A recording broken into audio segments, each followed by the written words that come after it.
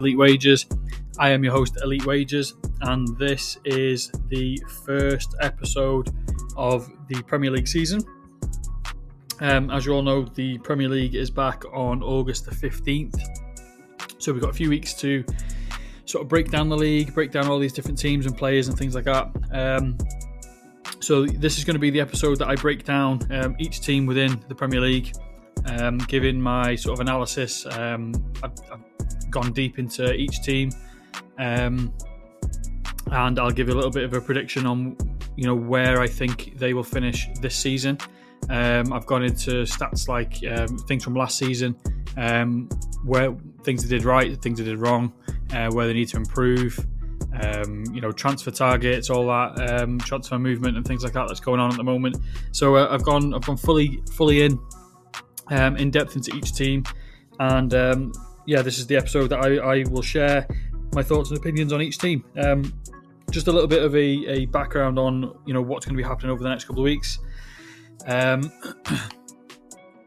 I've got this episode, as I said, breaking down each team within the Premier League, giving my predictions and things like that. So this is ideal for, if on the betting side of the Premier League, who I believe is going to, top the league and who's going to be relegated and where everyone's going to finish. It's also going to be quite good for fantasy, who I believe are going to be the top teams to sort of target for fantasy, things like that.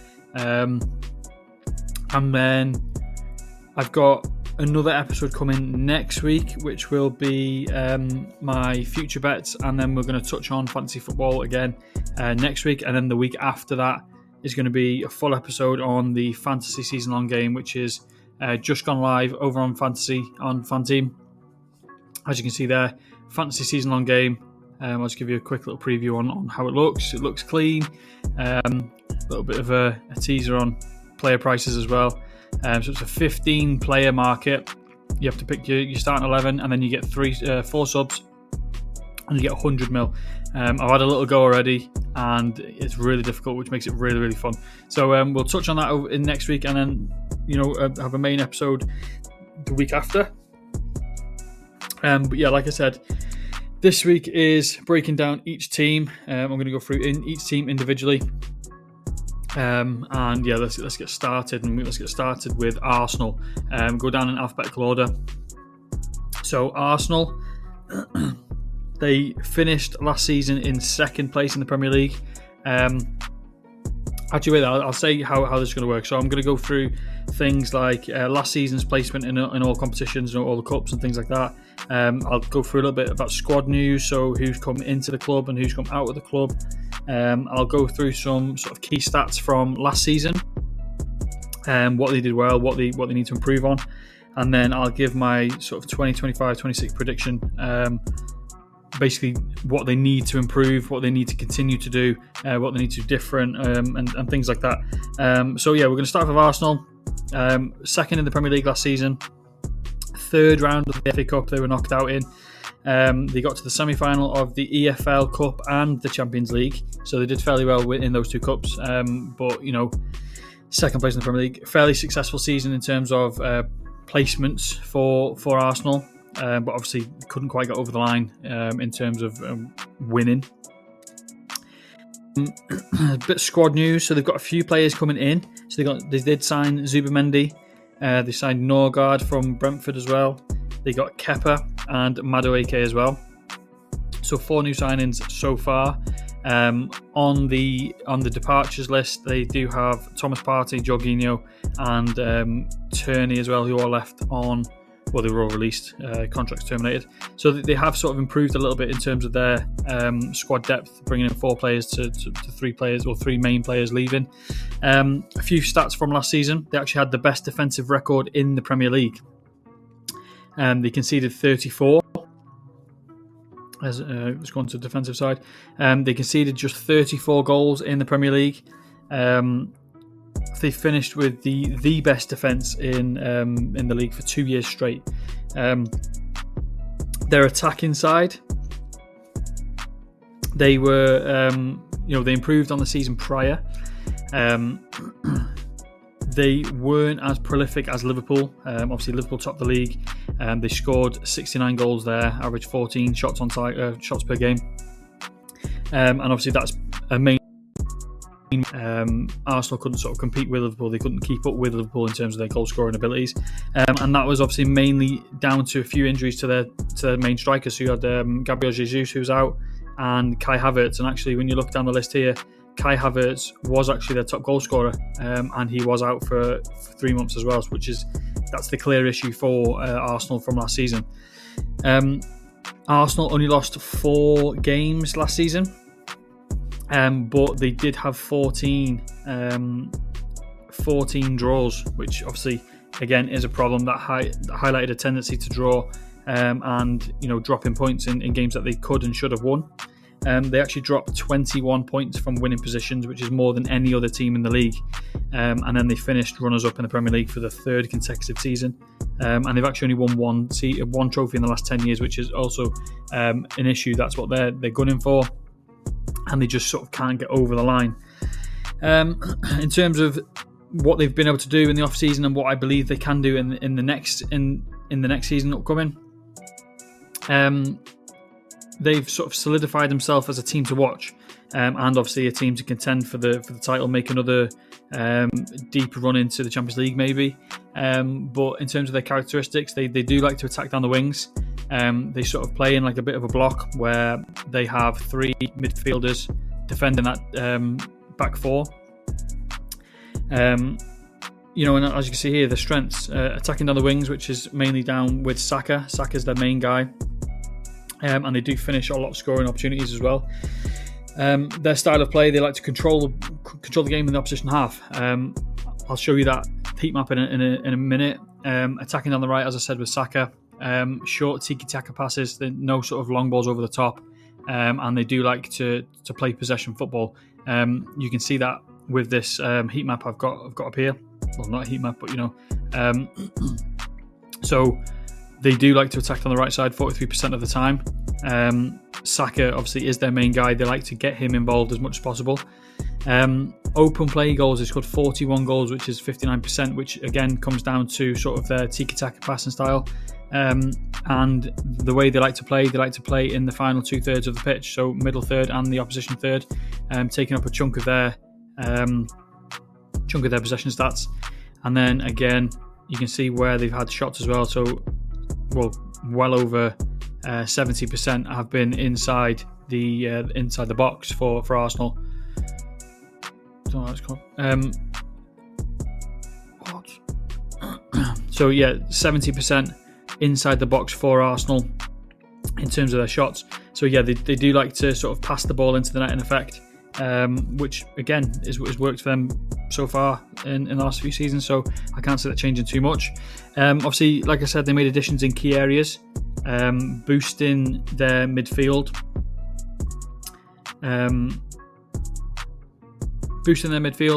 Again, they like to have a lot of the ball there, 40% in the midfield, in the midfield third, and obviously bringing in Zubimendi and Norgard, that can obviously help them solidify that area again. They added Madueke as well, and that's probably to get this side up a little bit more in terms of their usage. Obviously, going through Saka every time is a little bit predictable. It can be read quite well. So you got a Madueke, and you can oppose him and go on the other side. They tried with Sterling last year, didn't work out. Madueke comes in, he will play on that left side. They are actually in talks to sign an out-and-out number 9 to help their lack of goals. Obviously, like I said, Kai Havertz 9 goals, but he was injured for 3 months, and that's a really big issue. Having your top goal scorer be your top goal scorer, and he was out for 3 months. They are in talks to sign Gyökeres, who scored 54 goals last year for Sporting, which will be obviously ideal.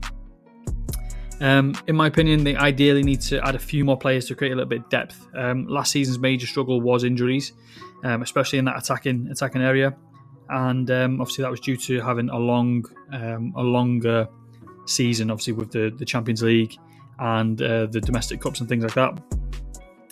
And then I believe Arsenal will again be in the title race. Alongside Liverpool and Man City, they're the sort of three that always sort of rotate the wins and things like that. They obviously will be their closest rivals in the title race, but ultimately the lack of goals may haunt them again. The talks with Gyökeres is stalling a little bit. Obviously there's a few targets, but I think by the time they actually get that in, it might be a little bit too late. They might be coming into the winter period where they don't have an out-and-out number 9, and I think that's gonna haunt them a little bit. And I think they actually finished third this year. I think they finished behind Liverpool and Man City. So third place for Arsenal, but done a fairly good job to keep contending within the Premier League this year.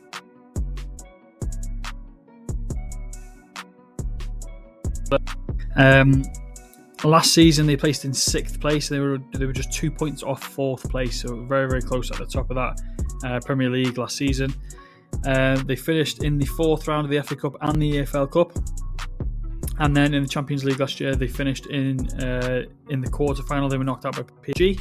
In terms of their squad depth and things, no one notable has signed, no one notable has left, which is a fairly good thing considering they wanted to try and keep that core together of Watkins, Rodgers, John McGinn, Tielemans, all those in together. 2 departures, Marcus Rashford and Marco Asensio, both left on loan. Both gone home on loan, if that makes sense.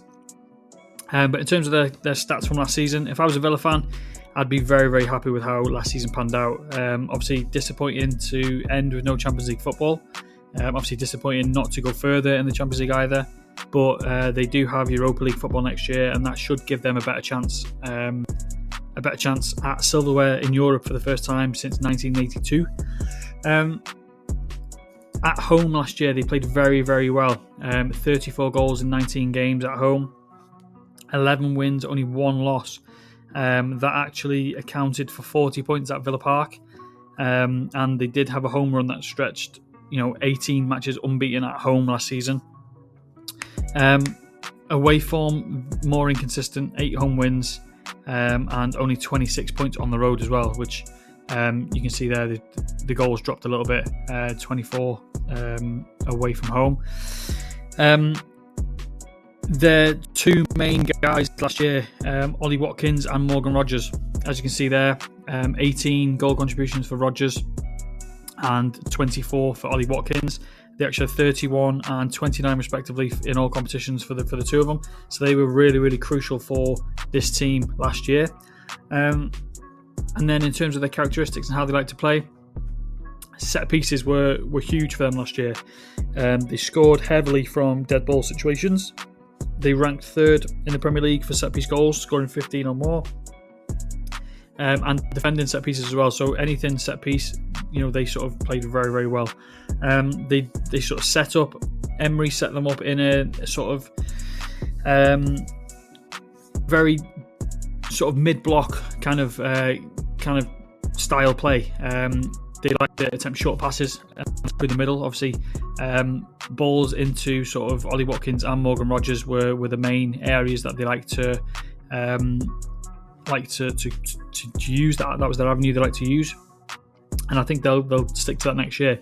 Keeping Tielemans and John McGinn obviously crucial for that. As you can see here, pretty split between where they like to spread the ball. And obviously they like to play as a 4-3-3 mainly. And obviously that sort of coincides with that. They like to spread it across the side, not just play through the middle. Their action zone, obviously possession based, so passing from the back into the midfield and then only going into the opposition third when they are ready to sort of attack the goal. And as you can see there, 70% of goals scored, of shots, were inside the box, and again 65% were through the middle. So that was the sort of style of play that they implemented last season, and I think they'll stick to that this year. But I think at a minimum, the requirement for next season is going to be to at least duplicate what they were able to do last season. Making a deeper run into the Europa League will be a bonus. Making the top 6 of the Premier League again, maybe even adding a few better performances in domestic cups. I think a key factor to their success is Emery's leadership and what he sort of implemented into the team. So this style of play, in terms of how they attack the game, how they spread the ball around and things like that, and how they like to play through the middle more, and then obviously get the shots on target through the middle of the goal in the box. I think that obviously helped them a lot with having a very, very good striker in Ollie Watkins. They do, however, need to complete some signings. Obviously, for depth, their goalkeeper as well, Emi Martinez, is, it's a bit of a grey area. He is sort of a free agent, but he is sticking around Aston Villa at the moment. So they will potentially need a new goalkeeper, and they will need some sort of creativity in those wide positions, with Asensio and Rashford leaving after their loan deals expired. But I think they can get a few signings done before the season starts, and I think with a few solid signings, they should be better than last year. But I think without solid signings, they may struggle to replicate last season's success. But I do believe Villa will continue to be, a gritty team. They're a very gritty team. They like to get down and dirty, and they've kept main core of players. So I actually think they will finish in 6th place again for back-to-back seasons, and I think they will qualify for Europe again. Okay, so moving on to the next team, Bournemouth. They actually had a relatively decent season last season. They finished 9th in the Premier League, just shy of the final European spots. Quarter-final of the FA Cup, which is fairly good for a team of Bournemouth's calibre as well. Disappointing to be knocked out in the second round of the EFL Cup. In terms of their transfers, they've only signed one player, and that is Truffert so far, the French player, who will replace the departure of Kirkez, who's gone to Liverpool. Kepa has also gone, and Huijsen as well, also gone to Real Madrid. So there's 3 major parts of their defence from last year that have now departed. Obviously replaced only one so far. But last year they managed to play like a high energy, aggressive, attacking play style. The season last year was historic for themselves. Best ever points finish with 56 points. Top half finish obviously as well, finishing 9th, and had some really standout wins against some elite clubs, while also bringing up some decent players from their youth system as well. Defensively, they only 5 teams conceded less goals than Bournemouth. Obviously, defensively solid showing with their really good and young defence. Attackers, they were among some of the best. Looking at Semenyo there, 11 goals, 5 assists. You've got Kluivert as well, 12 goals, 6 assists. Sharing the most across all competitions between the two of them. Obviously, you add in Evanilson as well, who's somewhere on this list. Have I gone past him? Evanilson there, 10 goals, 1 assist as well. So those 3 between them, have a lot of goals in the attacking area of the field.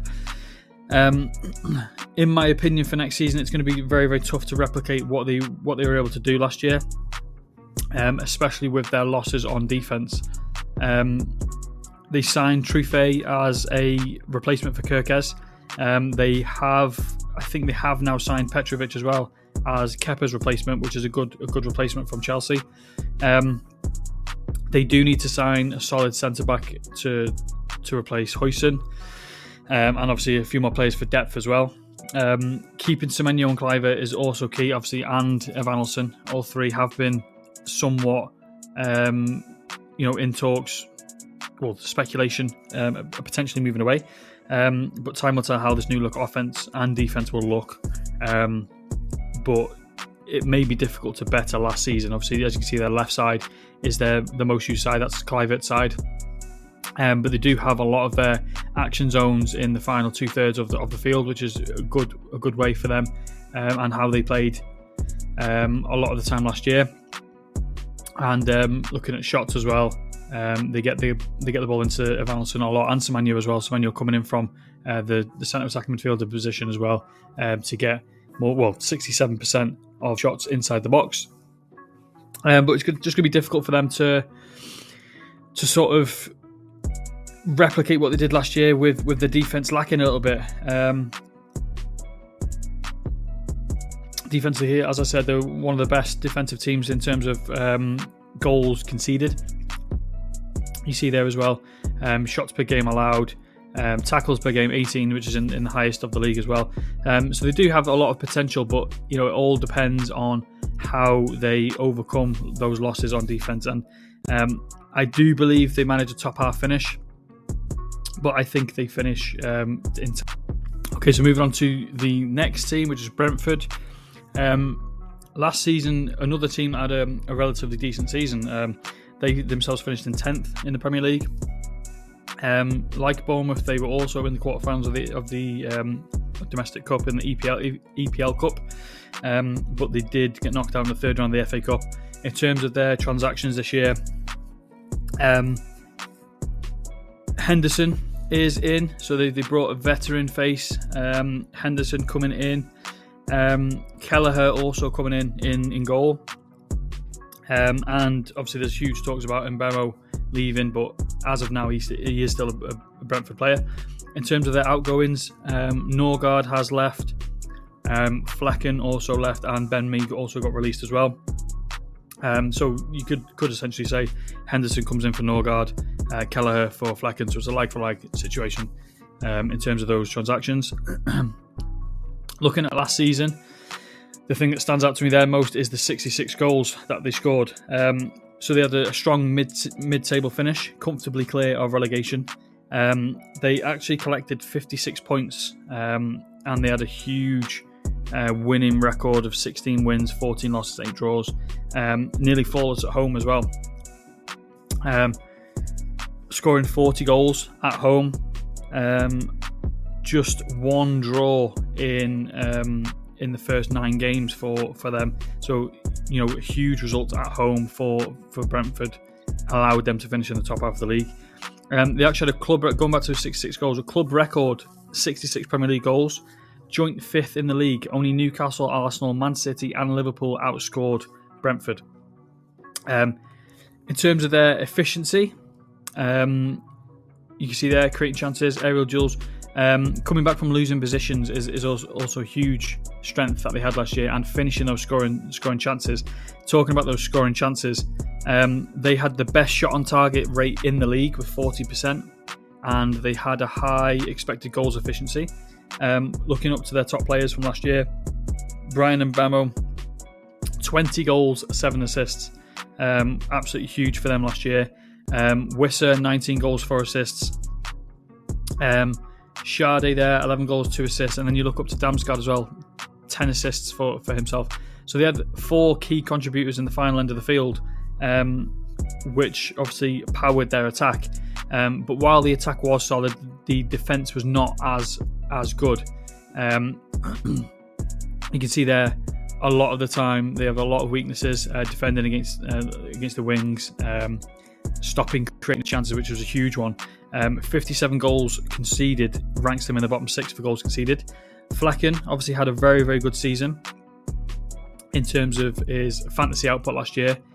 He played almost every game, but he actually led the league in shots saved as well. But obviously the amount of shots that he faced, it wasn't a good thing for Brentford. It showcased how often they allowed shots on goal. Can we check the defense? No, we can't. So yeah, it allowed a lot of shots on target. My prediction for this year, apart from the obvious losses, Flecken departing, they have brought in Kelleher, Norgard out to Arsenal, obviously bringing in Jordan Henderson. Frank's departure as well, the manager, that should be a huge impact for them. Him leaving to Spurs also impacts the squad, with him taking most of his backroom staff as well to London. Mbemo, obviously heavily linked to Man United, looks like it will eventually go through. That's going to be a huge loss and creates a huge dent in their 2025-26 campaign. Obviously scored, 29 goals I think he scored, goal contributions he had, so that'll be a huge dent in their chances this year. They do need to boost their squad a little bit more. Obviously they've got like for like transactions so far. Obviously, Kelleher for Flecker, Norgard, and Henderson basically replacing each other. They do need more, especially if Mbemo goes. They will have the funds. They need to go and pursue some heavy action players. Wissa is obviously also potentially going to Spurs. He's heavily linked to Spurs. If they lose these two players, it will drastically slide down the league. But looking at the way they played last year, their wing play, so you had Mbemo playing on one side and Wissa virtually playing off the striker in this area as well. So their attacking sides were through the wing. Midfield didn't really tend to do much. And that actually shows in their action zones. They spent almost all their time defending their own third. Mid press in the middle third.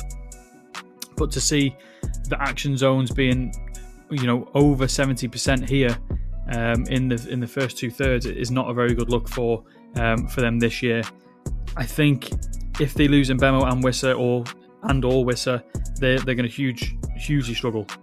66 goals last year, with two main contributors leaving, is going to obviously drastically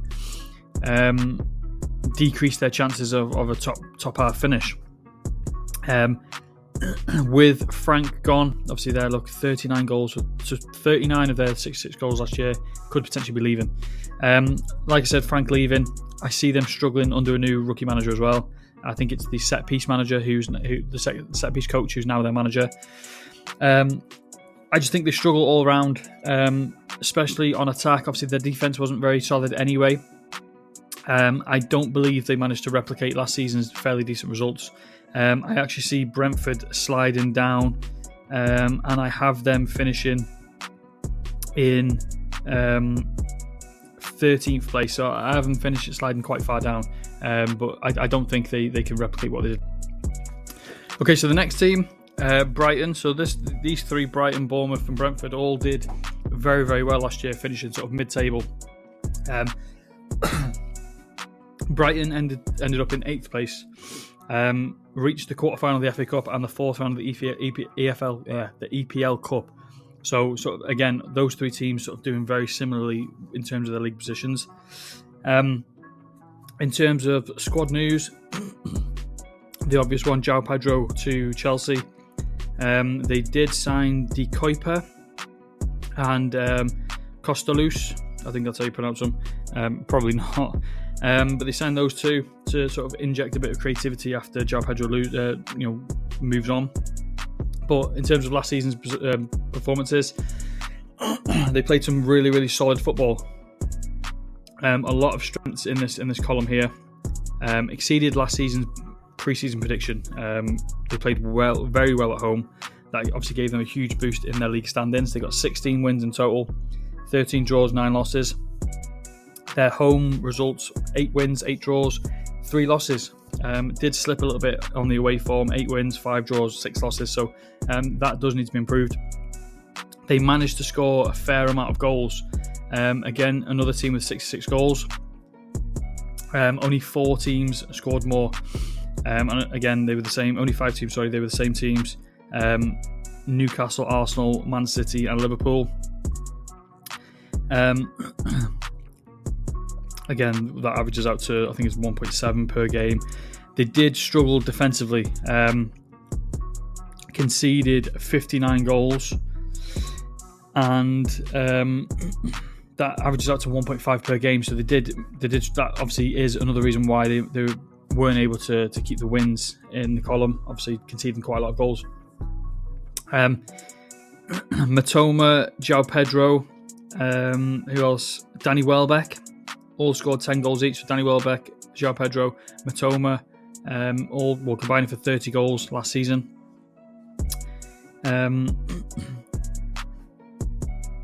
Struggled with. They did have a lot of injuries. I've got this note down. Struggled with injuries, especially on defense. 5 of their main defenders all missed time. And again, that's another reason why they weren't able to grab a lot of wins. But this guy here, Paul Van Heck, he was their key defensive anchor. He missed just 4 games in the season.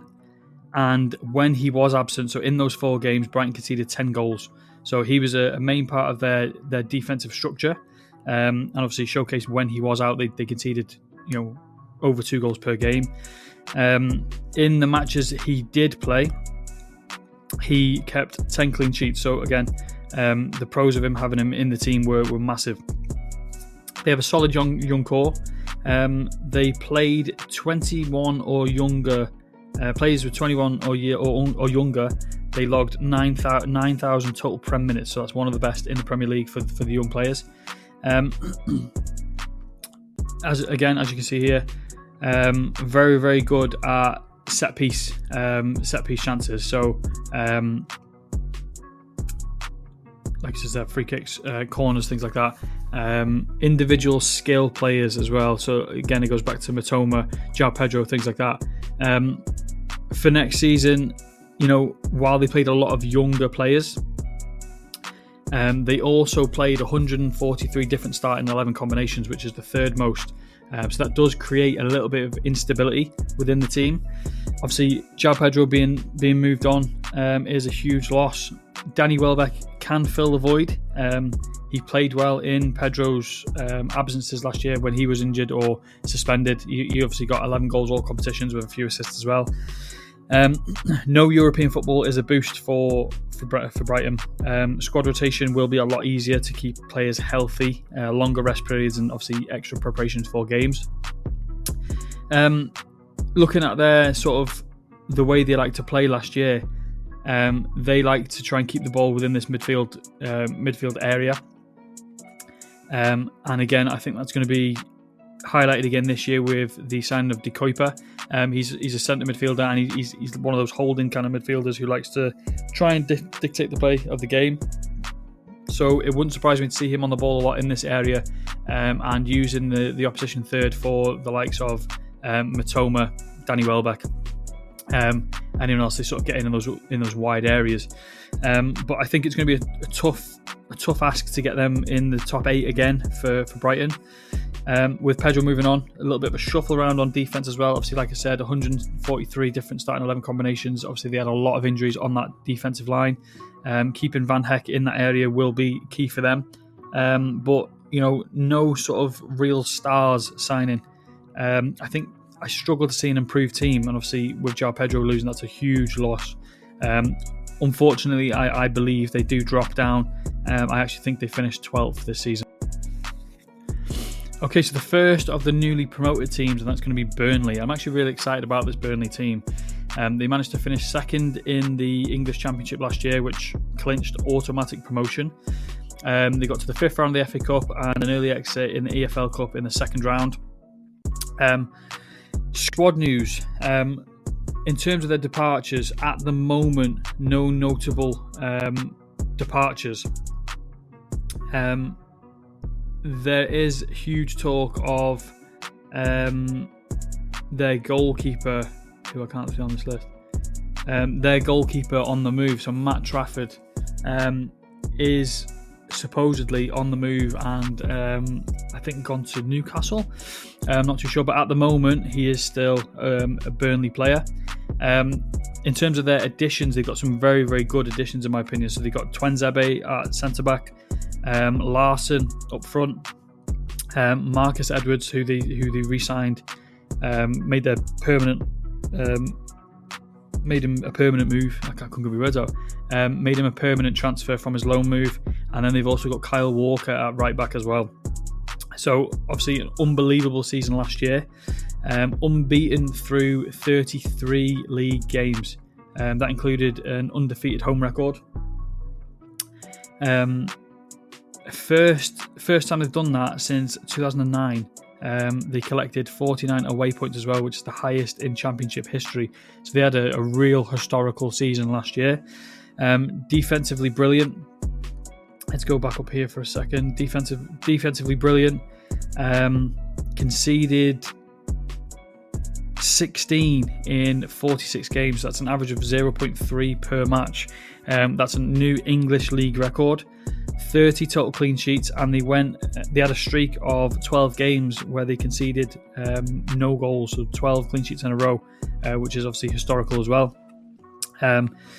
Sticking to their defense, we'll just skip back to the offense there. 69 goals scored, which is obviously a high amount of goals. But defensively, James Trafford. So I think I said Matt Trafford before. James Trafford, absolutely, amazing. Started 45 games, 29 clean sheets, including 12 consecutive games with a clean sheet, along with an 84.8 save rate. Obviously, his dominance was a huge reason why they did so well. There he is there, James Trafford. Moving on to their sort of attacking side of the ball, Josh Brownhill here. He is a midfielder. But as you see there, 18 goals, 6 assists. A huge contributor for their goals. And he actually scored a brace in the promotion clinching win over Sheffield United as well. So he's their kind of talisman in the midfield, and he is also the captain. But Scott Parker took over this team. He emphasised a defensive strategy on the team. You can see that down here. Very good at defending set pieces. But he implemented that defensive strategy into the game.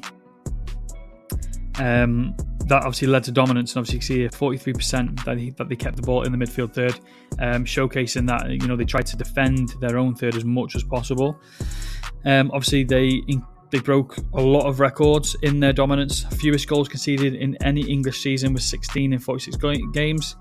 First team to never concede more than 1 goal per game as well, which is obviously a huge start in itself. They added some solid players in the off-season for their starting rotation. Obviously, squad depth was their main area they wanted to improve on. Obviously, coming up to the Premier League is going to be a huge, a really physical and mentally different kind of league. Adding Kyle Walker, in my opinion, is a huge addition. Permanently signing Marcus Edwards as well is obviously very, very good considering what he was able to do last year. Let's have a look at his goal contributions here. Where's Marcus Edwards? Marcus Edwards, there you are. 1 goal, 1 assist. That doesn't include obviously his permanent move, but so adding Larson in their attack as well is obviously a good thing. He played very well in their team last year, and obviously made that move permanent.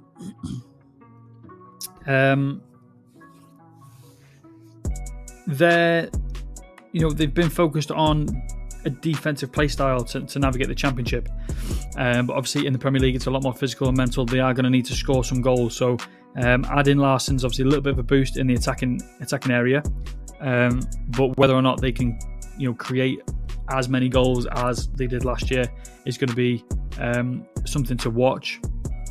Obviously a lot of wing play used for this team as well, so Edwards will fit in that role, moving from Sporting on a permanent move. In my opinion, I think they're the better of the 3 newly promoted sides. I believe they are going to finish than both Leeds and Sunderland. I also believe they will be able to navigate themselves out of the relegation zone. I think they're going to be very competitive against a lot of the bottom sort of ranked teams. I actually think they stay up in the Premier League next year, and I think they finish in 16th. Okay, moving on to the current world champions, which sounds very weird to say. Chelsea last year finished 4th in the Premier League. They were knocked out early in the FA Cup and the EFL Cup in the 4th round. Europa Conference League winners, and then also Club World Cup winners. So a very good off-season for Chelsea, especially when you look at their squad depth. They've got an absolute mass amount of players, which is obviously it's a joke how many players they've got. Estavo coming in from Palmeiras, Liam Delap, João Pedro. They've got Gittins. They've got a fair few players coming in. They are the most notable ones. Their departures, Madueke and Kepa, both departing. Last season played fairly well. 64 goals scored. It was a successful season for Chelsea. Secured Champions League football. They won a European trophy, and they beat PSG to be crowned world champions as well. So you could say it's a very successful season for Chelsea. Defensive improvement as well. They conceded only 44 goals. There's some stats there. conceded 44 goals, 20 fewer than the previous season. They ranked the third best team for goals conceded. They scored 64, down from 77 under Pochettino last year. But again, that still got them in the top 4, which is a good thing. But, the new manager, Maresca, showcases that he was emphasising a defensive strategy over attacking prowess, if you like. As I said, very, very good squad depth. You've got 29 players on the books there, and that's not including their loan players out. They sort of had a good core of players that gelled together the more the season went on, and obviously, as you can see that in the Club World Cup as well. Standout players obviously include Cole Palmer, 15 goals, 8 assists. He's the fastest Chelsea player to 50 Premier League goals as well, goal contributions as well. Multiple hat-tricks, Conference League standout as well. He scored a brace in the Club World Cup final too. Obviously, as you can see there, Nicholas Jackson, 10 goals. There's a lot of players here with a fair amount of assists as well. So the goal contributions are quite coming from a lot of different angles. Caicedo was crucial for Chelsea in their midfield, obviously with partners with Enzo Fernandez. Those two there played very, very well together. They dominate the midfield, and Caicedo ended the season with the most minutes, most tackles, and the most interceptions for a Chelsea player. My prediction for next season, obviously, as you can see there, free kicks with Reece James, long shot opportunities as well with Cole Palmer, and individual skill and flair and things like that. That comes from their wider areas. My prediction for next year, I think the additions of Delap and Pedro and Gittins and Estavo, obviously Estavo won't play as much, but they will boost the team. Delap and Pedro sort of proved they can improve this team with their goal scoring. Both goal scorers combined for 7 goals goal contributions in the Club World Cup. And obviously they only played a handful of games with the rest of the team. They definitely They definitely addressed those attacking issues. They signed an out-and-out number 9 in Delap. And obviously Pedro should complement him as well. He can play wide, he can play as a false 9, he can play in the number 10. So he can be moved around. And ideally they need to sort of find a way to start both of those with Cole Palmer. Add in wide players as well with Gittins, and again Pedro can play wide. Their usage, it's pretty even across the whole board, and that's mainly down to the fact they've got Cole Palmer who can drift inside. You'll have João Pedro now who can drift inside, so the wing play might not be as strong for Chelsea, as obviously they can all rotate across that line. They have obviously built depth in their team, and obviously emphasising this part here, the middle third, most possession with Enzo Fernandez and Caicedo, who like to dominate this area. As you can see there, 42%. Opposition third threat as well, which is high.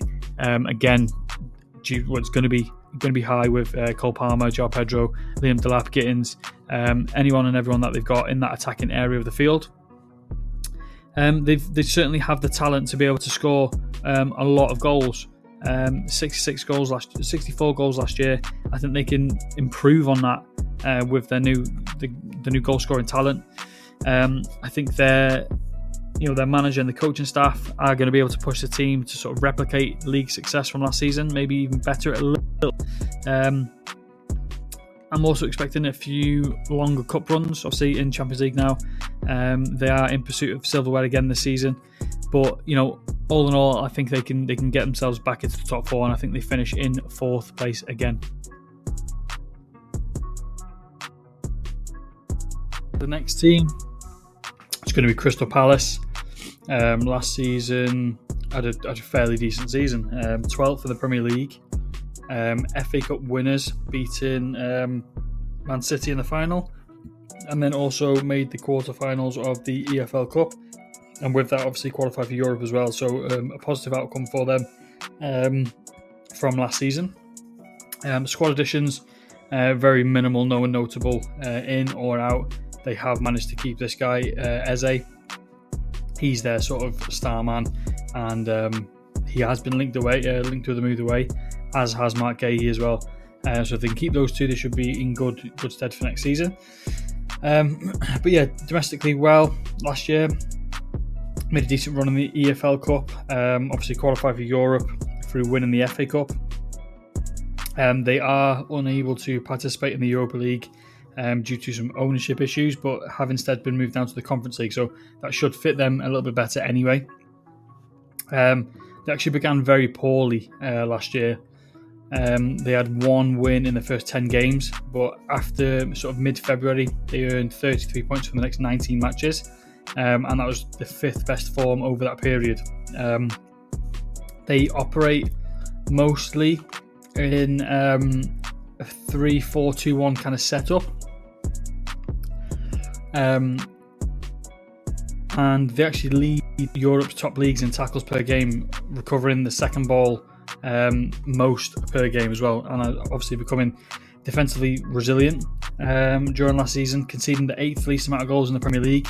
They had the best away defense with 12 goals conceded in 14 games as well, and obviously a high press intensity. So as you can see there, 42% in the middle third,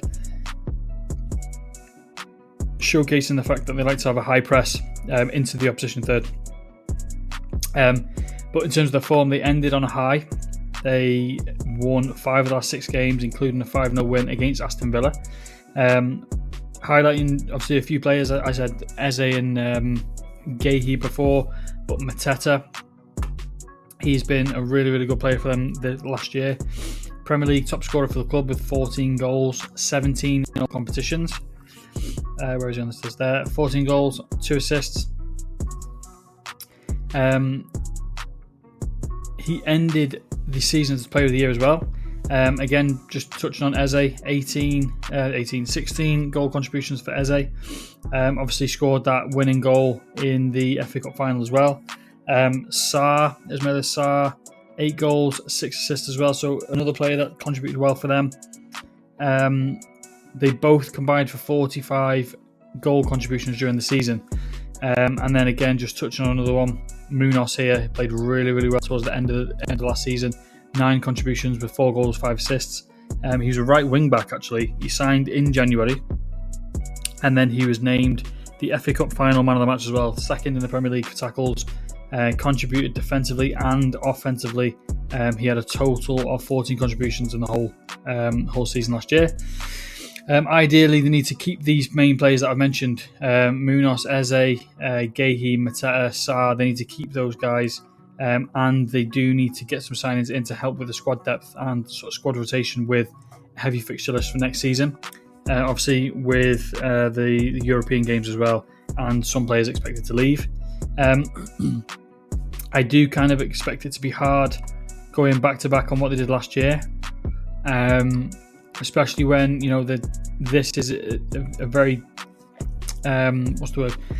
it's a very difficult thing to win games when you can't really keep possession of the ball. They need that sort of core centre midfielder who can possess the ball and keep them have possession and do things create a little bit of magic for them in that midfield. But yeah, they have a huge gap in creativity and sort of defensive solidification. I think they may continue to be a top middle of the pack kind of team, but this gap here is what concerns me. These 2 guys here aren't the best guys to have in the midfield, especially when you've got this front 3 here. You need some creativity in that midfield. I believe the fixtures are going to pile up, obviously cause a bit of fatigue as well. And I think they fall into the lower half of the league, but I think they improve on their league position from last year. I think they finish in 11th this year. Everton is next. I actually have a really big prediction for Everton. A bit of a shock, if you like. Last season, 13th in the Premier League, 4th round of the FA Cup and the 5th round of the EFL Cup, so not too good of a season for Everton last year. 2 main additions for Everton. One of them was re-signing this Carlos Alcaraz here, and then adding as well to their strike force. They do have a significant amount of players who have left. Holgate, Begovic, Decore, Ashley Young, Mopé and Calvert-Lewin all depart in the club. So obviously that's quite a lot of differential compared to who stayed and who's gone. Under Sean Dyche last year, they started off with under Sean Dyche, ended with just 1 win in 19 games, and obviously that prompted a managerial change. David Moyes took over in January, had a slight hiccup, and then Moyes went unbeaten in 6 games with 4 wins, 2 draws, and they actually climbed quite high up, away from relegation zone. In terms of their star players, this guy here, Idrissa Gana Gueye, really, really good player. Did a lot of good things for Everton last year. Not really the attacking side of the ball, but he sort of steadied the defence. Conceded 44 goals all season, 12 clean sheets, and obviously that was with some help from Jordan Pickford. 13 clean sheets for himself, 4th most in the league. And then you have a very strong defensive duo in Tarkowski and Branthwaite as well. Both of those, Tarkowski ranked 3rd for aerial duels and Branthwaite had 41 interceptions. But in total, Everton, only 3 teams conceded less last year, so very, very good defensively. Did struggle to score goals, 42 goals scored, didn't have a double-digit scorer. Beto there with 8 and Ndai with 9. Add in McNeil into that, 25 goal contributions for those 3 players. Again, strong defensively, couldn't convert into wins due to lack of attack, and had a league high 15 draws as well. So did struggle on the offensive side of the ball. As you can see here, protecting the league, keeping possession of the ball are some of their weaknesses. Last year, aerial duels, that's obviously from their defensive side, and their only sort of way of scoring was from some set pieces, really. They do need to sign some attackers in this transfer window.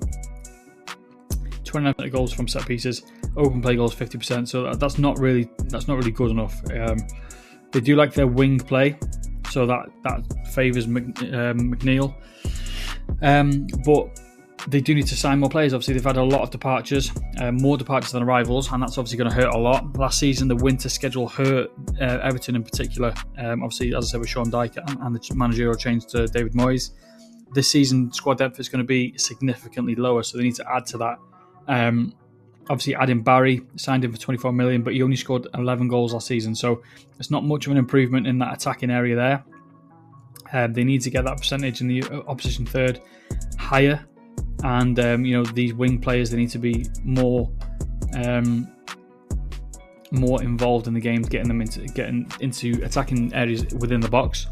But yeah, defensively, not really concerned about their defense. They do lack firepower and creativity in the middle of the field. You've got 2 solid players here. Well, Garner, former United man. Gueye is that kind of player that plays in front of the defence. So he's out of the attacking conversation. Decore has left. So we're stuck with these 5 players here, where not many of those are going to be starting next season. Obviously, Calvert-Lewin has departed as well. Harrison isn't good enough, in my opinion, to start for Everton. Ndai is probably one of their best players who stayed on the team. But ultimately, I believe Everton haven't done enough to keep them from moving forward. And I think the lack of attack is going to hurt them a lot. So my bold prediction is actually Everton are going to be relegated, and I think they're going to finish in 19th place next season. So Fulham's up next. Fulham last year didn't do too badly, but they didn't do too well either. Finished 11th in the Premier League, quarter-final of the FA Cup, which is fairly decent, 3rd round of the EFL Cup, but didn't sort of make anything of that season. Squad news is virtually the same team, and the only change is Willian has departed. But there's a little bit of a concern for me within this team. We get to the goal department, where they're the goal. 54 goals for Fulham last year. Jimenez, where is he? Jimenez, 12 goals. Munoz, Muniz 8 goals, and then Iwobi 9 goals. So they actually contributed for 29 goals between the three, and that scored more than half of the team's goals. So 54 goals in total, 29 for Jimenez, Muniz, and Iwobi. That's a little bit concerning for me. A good positive here: assists for Robinson, 10 assists. He led all defenders for assists. But the team sort of emphasised their wide play, so they're very strong attacking down the wing, as you can see here as well. They set up in that 4-2-3-1 formation as well. Tete, Traore down one side with Robinson and Iwobi. Obviously, you add in Harry Wilson as well on this side. So they emphasise the wing plays quite a lot. As you can see, that's why the ratings for the wing players are higher than any other player. And that sort of worked out for them for the most part. They were able to create opportunities for Jimenez and Muniz in the middle. Obviously, Robinson getting up from that fullback position to provide assists as well. Defensively, sort of mediocre. They allowed 54 goals, and that's the joint 10th most goals in the league. So the only positive for the transaction side of the team, Tete and Kearney re-signing is the only positive thing to come from the off-season so far. No new additions. The team hasn't been improved for the players that, well, obviously Willian left. The team hasn't been improved too much. They did release 13 players, which has freed up a lot of room for budget for new players. But there's going to have to be a huge drastic change within this midfield and this attacking area. Obviously, Jimenez is playing fairly well. You need some creative spark. I don't think Emil Smith-Rowe has got it. But in my opinion, the team hasn't improved. You've got Robinson here, who's obviously very good with the Iwobi. And again, Jimenez and Muniz up front, who are very, very good. But the team hasn't improved, and I don't think they can better what they did last year after they've lost a lot of their squad depth. I think they're going to struggle to improve on last season's 11th place finish. And I actually believe they drop down into the relegation battle, but do stay clear before they finish in 5th. On to the second of the three promoted teams, so Leeds United. They finished last season in the Championship in first place, so automatic promotion for them. Didn't do too well. Domestic Cups, FA Cup into the third round, knocked out. EFL Cup, second round, knocked out. So, that probably allowed them more time and more, rest periods to do well in the league. As you can see, they're 95 goals, which is absolutely huge. But we'll move on to the squad transactions for now. The major one sort of leaving is Junior Firpo. He has left, and he had 14 contributions for them last year. So that will be a little bit of a miss, to be honest.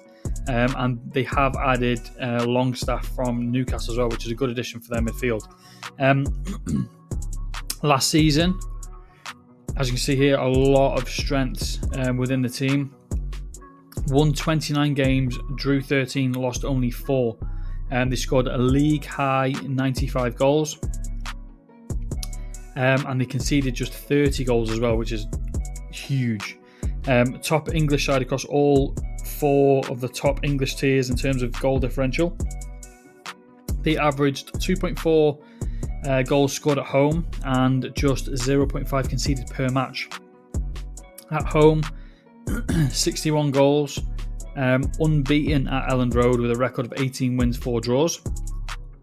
Moving down here, they had 10 players. They had 3 players with 10 plus goals. So they had obviously Dan James, they had Solomon, Perot here as well, and then, you can see there are a couple of 9s as well. So very, very good on the spreading the ball around kind of thing, getting more people involved in the goal scoring. Solomon, where is he up here?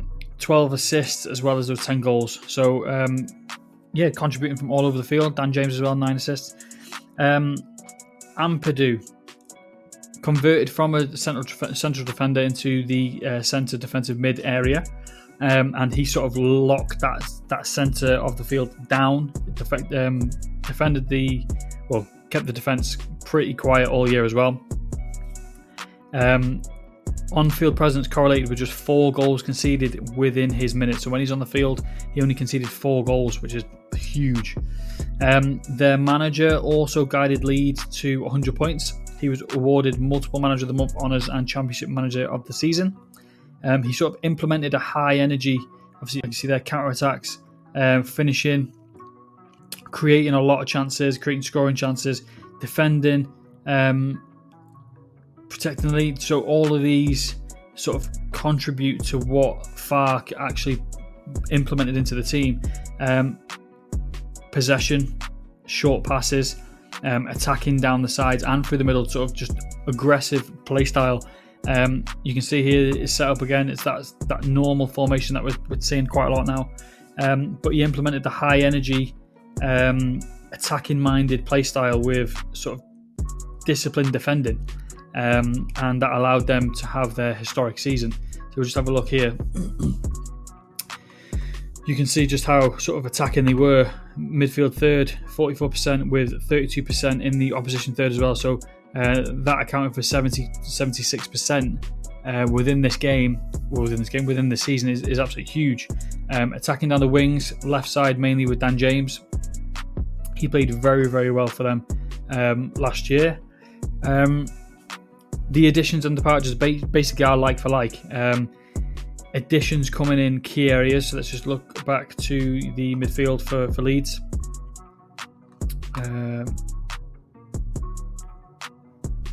Let's have a look at the midfield for Leeds.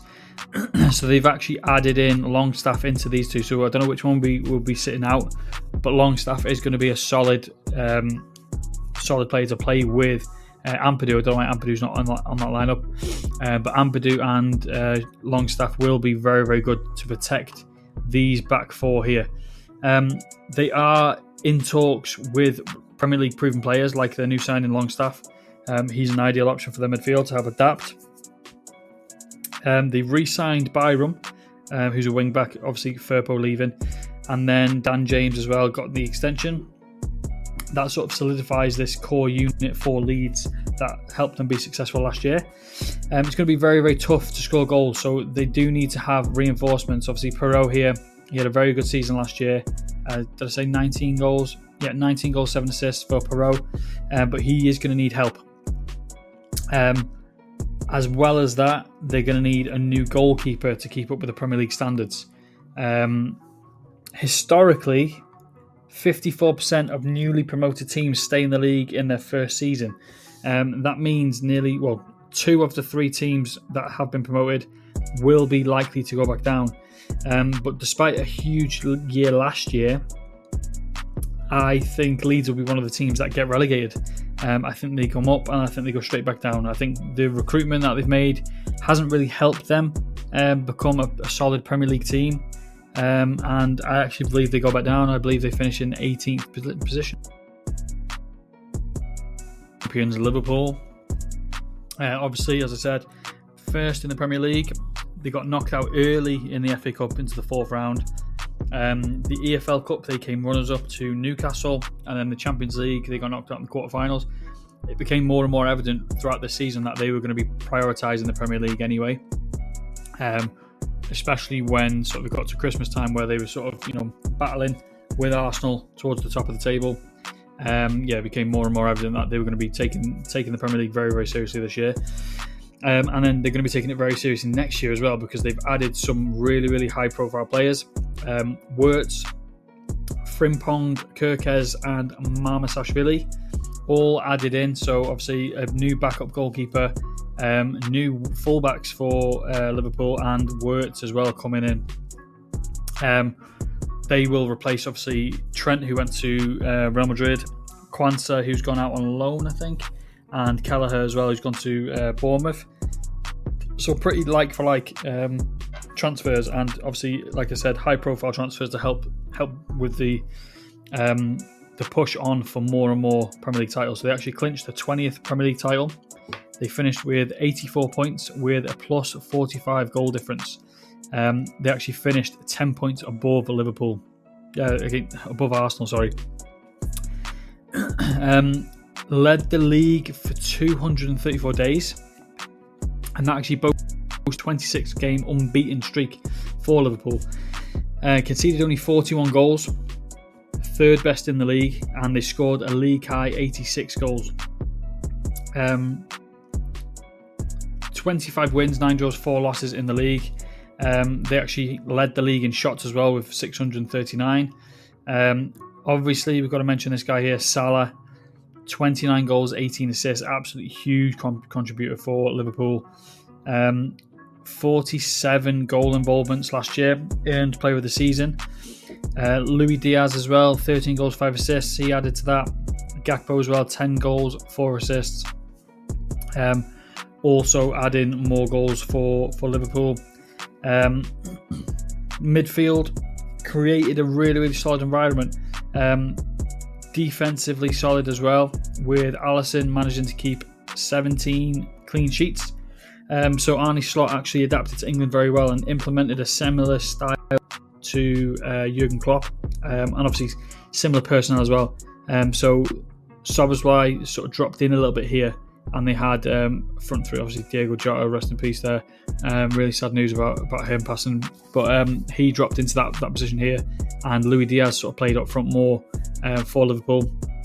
But it created a really, really solid all-round team. So rotating the squad as well, as Jurgen Klopp used to do, created a lot of stability within the team. Moving on to the prediction for next season. Obviously, last year, very, very strong at creating chances. Those individual skill players that I mentioned, Luis Diaz, Mo Salah, played a really big part. Szoboszlai played a really, really good part. And the possession football that they had while controlling the game was huge for them. So I expect that to stay the same. So additions have obviously vastly improved the team. You can see here their wing play, 35 and 37%. You're going to add in Wirtz into this now. If they can keep Luis Diaz as well, that'll be an extra bonus for them. Mo Salah on one side as well obviously helps. And then you've got your 74% in sort of the middle to opposition third. The key areas for Liverpool last year. Slot is obviously going to be looking to retain a Premier League title again. Certainly have the talent. And the coaching expertise as well. He did very, very well last year. I think he'll continue to do that this year. New signings need to adapt quickly. I know Wirtz had 2 assists in his debut where they beat Stoke 5-0. So he's sort of adapting well. And they need to sort of dominate from the start. Heavy fixture load coming up. But again, they're very, very used to it. They've been playing in 4 competitions now for a number of years. And, although Liverpool have one of the best squads in the world, I believe they will not retain their title. So this might be another bold prediction. I don't believe they retain the title. But I still think they have a successful campaign, within the Premier League and other cups. But I think ultimately they finish in second place behind another team I'm going to mention soon. Okay, I'm moving on to Manchester City. Obviously, previous champions in most recent years.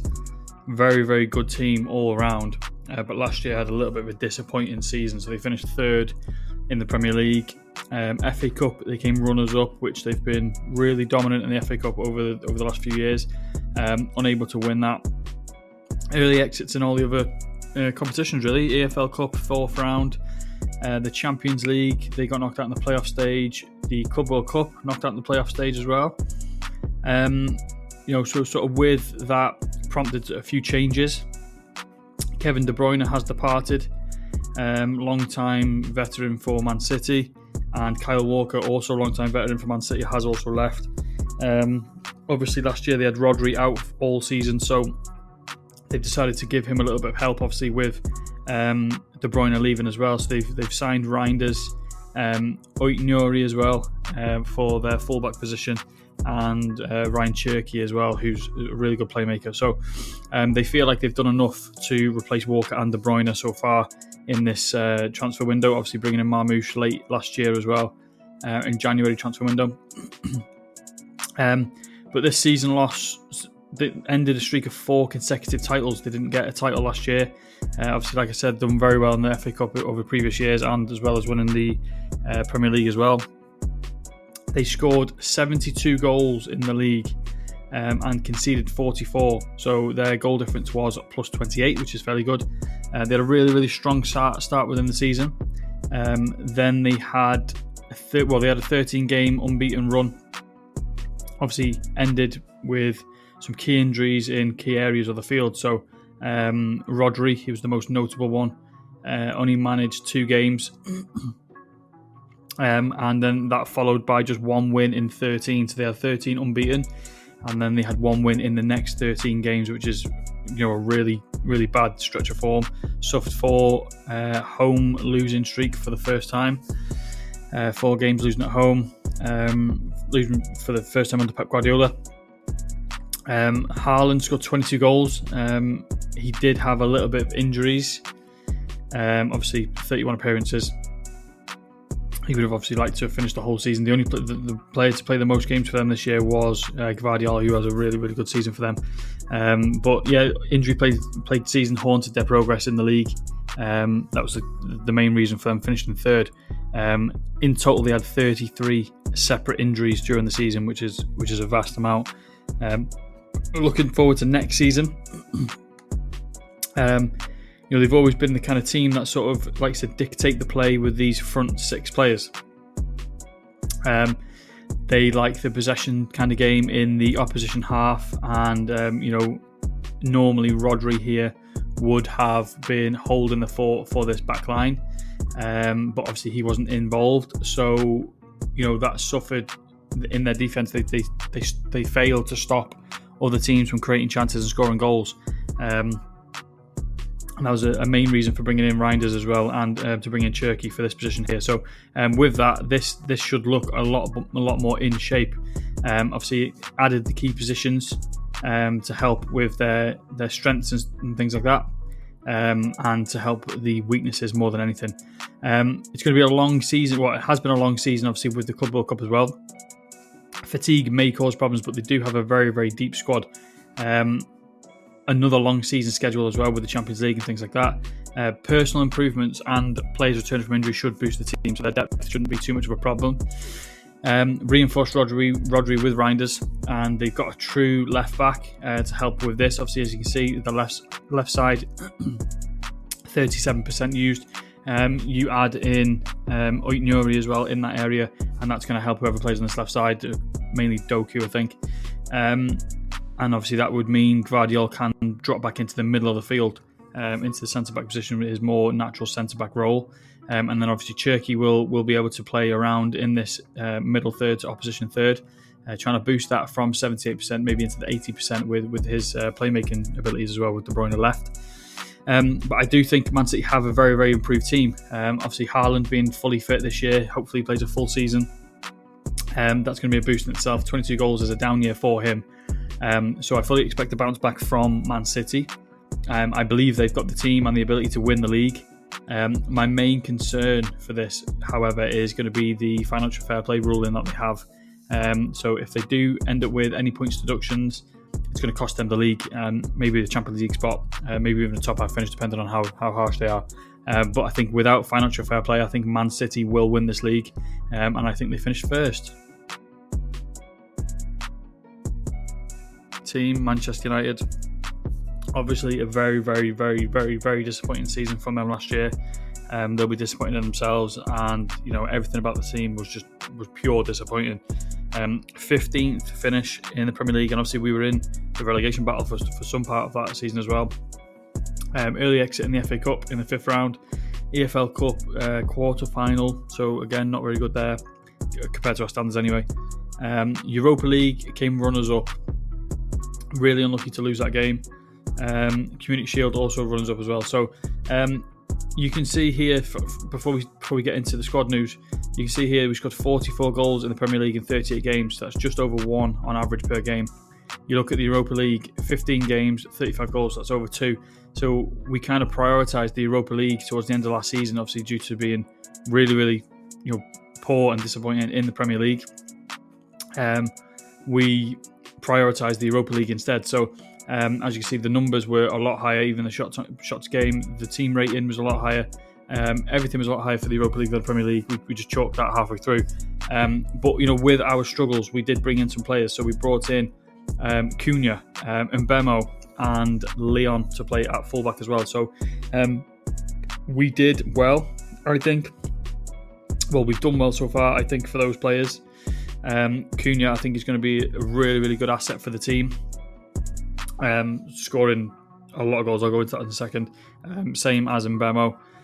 Our departures, really disappointed to see Lindelof go. I really like Lindelof. I think he's a really solid contributor, especially for the depth of the centre-back position. So Lindelof, Johnny Evans and Eriksson.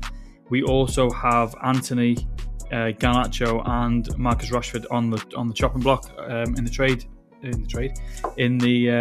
transfer market, and Jadon Sancho as well. But Rashford is reportedly linked to play for Barcelona next year, which is ludicrous because he's terrible. But we'll go into last season, and obviously awful season. Finished 15th, 42 points, 11 wins last year. 11 wins, 9 draws, 18 losses. The lowest top flight finish since 1989, and the worst ever in Premier League era. We lost a club record 18 games. Struggled in all areas. So if you look here, 3 players here with 7 rating or higher. It's as simple as that. We just play poor. We sort of struggled to adapt to Ruben Amorim's philosophy and his tactics. During the early stage of the season, a lot of the damage was done, however, before he came to the club. So this is how he wanted to line up. He wanted to do 3 at the back, 4 in the middle, and then like an attacking trio who can sort of rotate. That maybe would have worked. Diallo got injured. Garnacho didn't play as well. But with this being implemented for next season, I think we can work on that during the off-season. The only bright spark, obviously, for us was Bruno Fernandes. We'll go back to here. Bruno Fernandes, he had... where is he? I can't find him. Bruno Fernandes. There he is. Bruno Fernandes at the top. 8 goals, 18 goal contributions, 8 goals, 10 assists. 19 goals in all competitions as well for him, and also the top assister. So he had 20 assists as well. So 39 goal contributions from him, and he was player of the season. Diallo had a little bit of a breakout season as well. 8 goals, 6 assists. As you can see, he only played 20 games due to injury. Lenny Yoro as well, he also stood out at centre-back. Again, he had a little bit of an injury as well. 12 appearances, but a very, very good contributor. So I think we've got the tools. I think we've got the area, the tools to go forward. But we've sort of made this new philosophy, obviously attacking down the left. That was the play call after Diallo got injured. So we need Mbemo and Cunha to sort of get the ball rolling and just jump straight into the team. We do need, however, a true number 9. I don't think Højlund has got what it takes to be our main striker. But again, with Cunha and Mbemo, I think they can sort of play in that attacking 3 with Diallo. All 3 of them could sort of rotate into that centre forward position and get this opposition third percentage higher. Obviously, middle of the third, 41%, which is around the high league. Bruno sort of pulling the strings and things like that. Again, attack on the left side, 42%, which is really, really high. I expect this to sort of even out across the season. We need to solidify this defence. We can't be having the ball in our own third at 31%. That's way too high. We need to be a little bit more safer, a little bit more cautious. We faced the most shots in the league last year, and obviously conceded from very crucial and stupid errors, which led to goals for our opponents. But Ruben Amorim, he has had time now. He's implemented a plan into the club, and I think Cunha actually is going to be really, really good for us, and Mbemo as well. It's improved the team a lot, just those 2 names. I think last season was an anomalous result. I don't think it'll happen again. I think Amorim has shaped this team into like a winning team. He's got the tools that he wants and the tools that he thinks are going to succeed. So yeah, I think he shapes this team back into a top half of the league team. But obviously a lack of striker goals. Højlund, how many did he have last year? Højlund, 4 goals. So that's obviously not good. So a lack of a main number 9 striker may haunt United, but I think obviously, like I keep saying, Diallo, Cunha and Mbemo, they can also contribute to goals. So I predict a more successful season than last year, but I do think we will fall short of the top 6 again, but I think we finish in 8th position. Newcastle, very successful season last year. Premier League finishing in 5th position, securing we had 5 Champions League spots last year, so securing the final Champions League spot for next year, for the upcoming season. FA Cup knocked out in the 5th round, but they did win silverware. They were the EFL Cup winners, beating Liverpool in the final. That ended a trophy drought of 70 years, which is absolutely huge. Brought in Alanga to play on the wing. Alanga, very, very good player from last season for Nottingham Forest. They have had Callum Wilson depart, Kelly depart and Longstaff depart. But again, those 3 players were sort of on the rotational side of the team anyway. So not too much to worry about in terms of departures. Maybe adding a few players for squad depth is necessary. But when ending the 70-year domestic trophy drought, scored 68 goals last year, which is fairly high. They implemented like a high press strategy. It worked well for them. 88 goals in all competitions. 68 in the Premier League. Their high press tended to help the defence a lot. Having 6 players in this position, obviously Livramento, Hall, whoever played in the full positions also run up and down these wings, making this 6 into an 8 a lot of the time. Maybe Tonali dropped in to make it a 7, but the high press helped the defence. They had the 4th best goals scored to conceded ratio, with one goal on average conceded per game. Nick Pope, obviously a really, really good player, 81.6% save rate and conceded 43 goals, which is really, really good. 7th lowest in the league. Obviously on attack, there's only one guy, and that's Isak. He obviously was their main guy. 23 goals, 6 assists. The Newcastle midfield controlled the games, and that obviously allowed them to be able to beat teams like Liverpool, Man United, Arsenal, Chelsea. So Bruno Guimaraes, Joelinton, obviously getting involved in the goal scoring contributions as well, but being those holding sort of midfielder positions. Obviously Tonali there as well, holding the ball and just being pure playmakers within this team. Had a 9-game unbeaten run in the middle of the season. That obviously helped them reach the top 5 for last year, and obviously win that trophy for the first time in 70 years. So they had a really, really strong attack here. Adding in Alanga for Murphy there is obviously a huge improvement on the team. And obviously they have a solid core foundation, and obviously Alanga helping that wide position. It's going to add creativity to this high press that they have. In terms of their strengths, finishing, obviously Isak attacking down the wings. Both sides were very, very good last year. When you look at the 2 wingers that they had, Jacob Murphy, 8 goals, 12 assists, and then Anthony Gordon, 6 goals, 5 assists. So getting a lot of goal contributions from the wide areas. Adding in Alanga is obviously going to help that. They had a consistent first 11 as well, which is uncommon in the league this year. A lot of changes within teams. They had a consistent first 11, obviously that created that bond and that core for this high press that I keep mentioning. They have been linked with Wissa.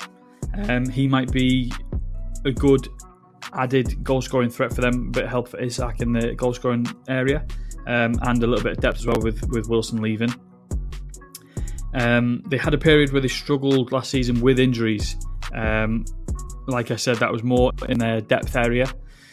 But they did manage to navigate through that quite well. Ideally, they would like to add a few players for depth to prevent it happening again, especially with an exciting Champions League campaign coming up as well. But as you can see, we talked about that middle of the field again, 41% for the middle third. A lot of that was those three midfielders. making this middle to opposition third 71% of the game played for them.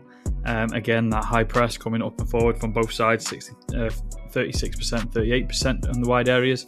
So they sort of implemented that well, and they did really, really well last season. So Eddie Howe, he's done extremely well in managing the team. Tactically, has done really well with the players he's got as well.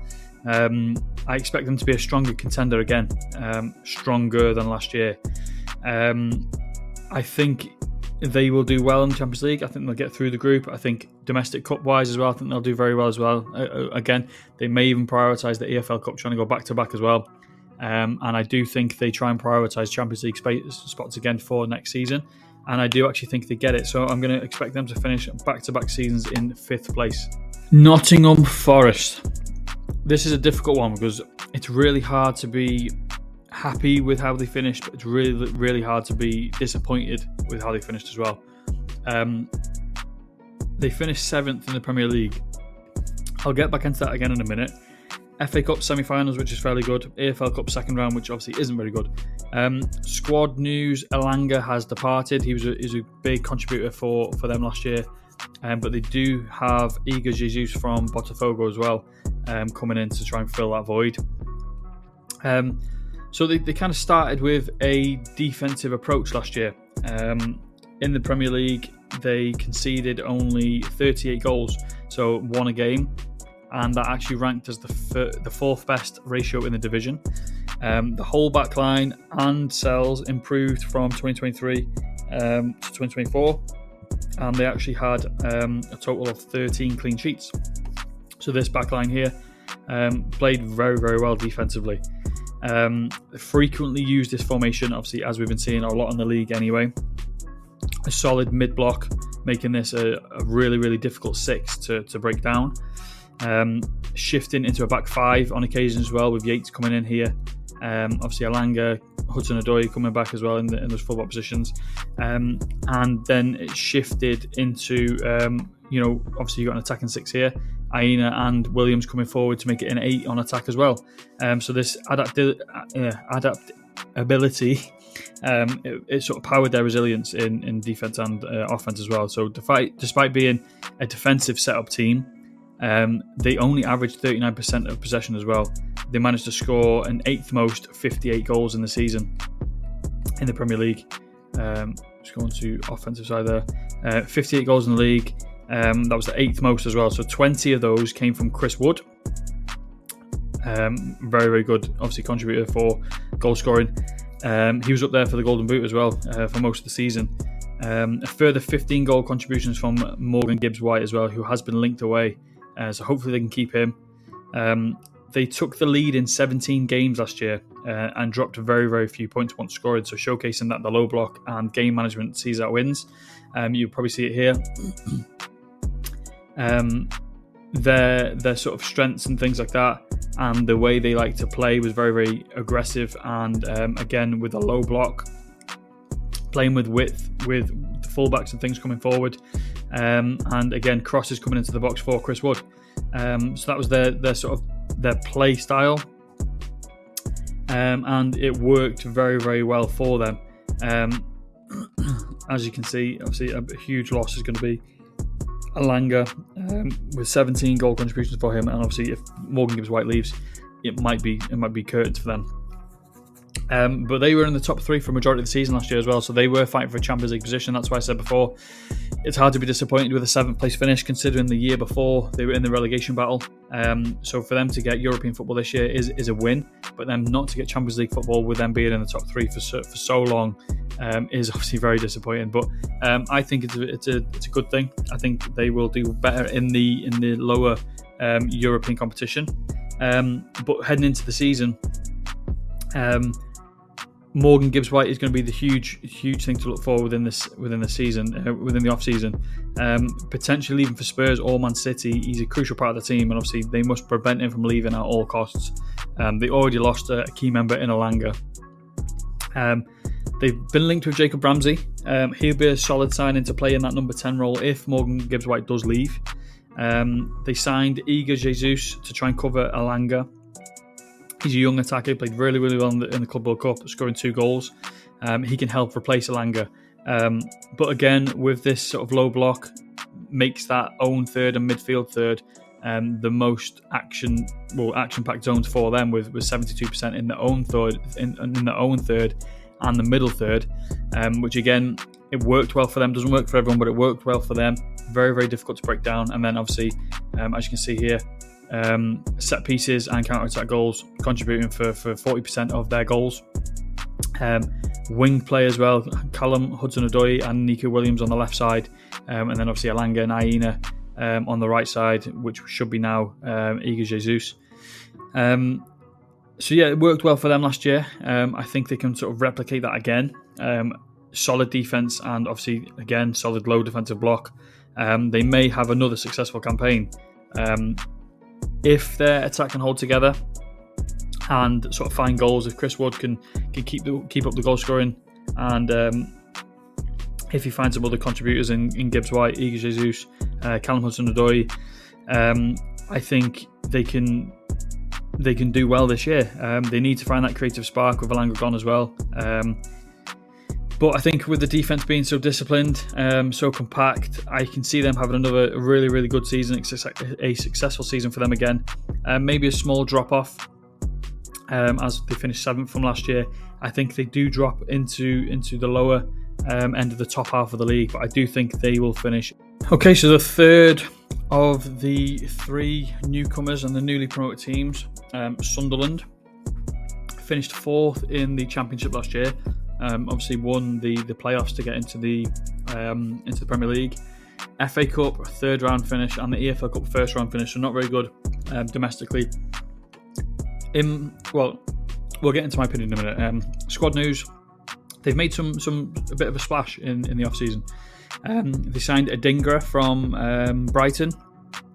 They signed Diarra from Strasbourg, who cost 30 million, and they got the former young French talent Lefebvre, really, really good in the under-21s European competition for France a couple of years ago. Watson and Bellingham have departed. Fourth we finish. 76 points, 21 wins, 13 draws, 12 losses, which was 20 points up from the season before, which is a really, really good turnaround. They were in the relegation battle in 2023 and obviously now promoted to the Premier League in 2024. Strong defensively, conceded 44 goals, which is less than 1 a game, which was among the division's best.